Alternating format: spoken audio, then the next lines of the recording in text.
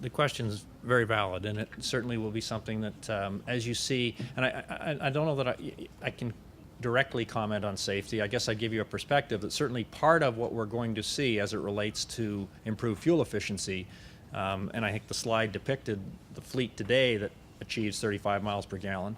The idea that we in North America will continue to drive larger vehicles, we will probably be encouraged, and you'll see from the standpoint of the offerings from the manufacturers, suitable mid-size and smaller vehicles that will address many of those needs, that will be more fuel efficient.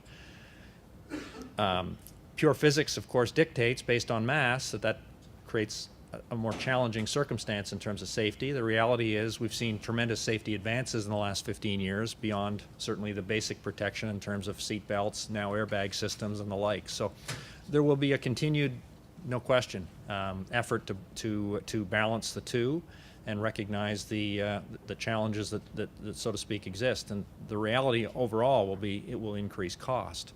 The idea of a $10,000 car, you'll see that disappear, I'm afraid, and from the standpoint of increased cost for consumers by virtue of more sophisticated emissions, greenhouse gas, fuel economy technology, but also safety systems. That's a good question. Yeah, no, it's a very good question, and a very fair question. I think the reality is that you will see as these lithium-ion batteries come to market, and we're currently today working basically, and I should explain, nickel metal hydride is the primary type of battery of choice in a hybrid vehicle today. Moving quickly to lithium-ion, manufacturers are all making announcements around lithium-ion technology, and lithium-ion is basically what's in your notebook computer. In fact, Tesla, which is this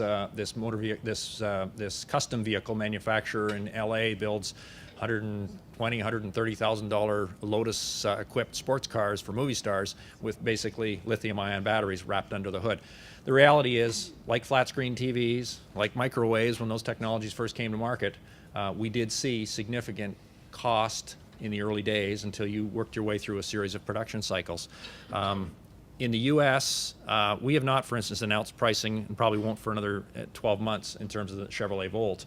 The U.S. government, however, has already indicated that there will be a $7,500 tax credit, and not simply as we have, for instance, here, where we have provincial governments encouraging hybrid dollars, paying you the difference on the trade in terms of reduced sales tax, which isn't very much money in most cases when you actually work it out. This will be $7,500 on the hood of the car, so to speak. That's what the U.S. government will be offering as it relates to encouraging range-extended technology in the marketplace. It gives you a sense for the price premium, and that we're not saying that's going to cover it all by any stretch.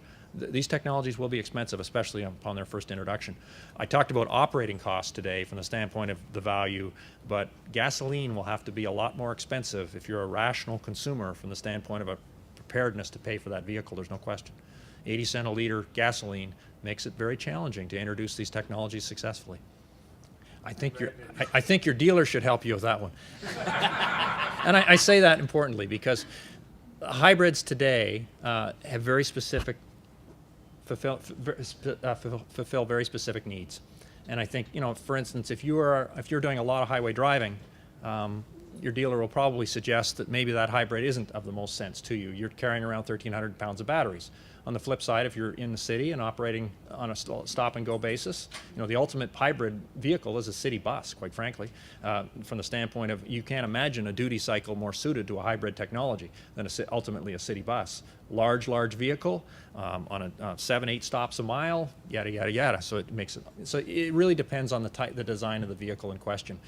And I think the reality anyone will tell you when you actually pull out the sharp pencil and think about gasoline at current pricing, and think about the savings, you're going to have to hold on to that vehicle. The idea of owning a vehicle for 2 years that has that kind of a price premium, unless there's a retail residual value that we haven't necessarily seen, it's a tough slog. It's a tough sell.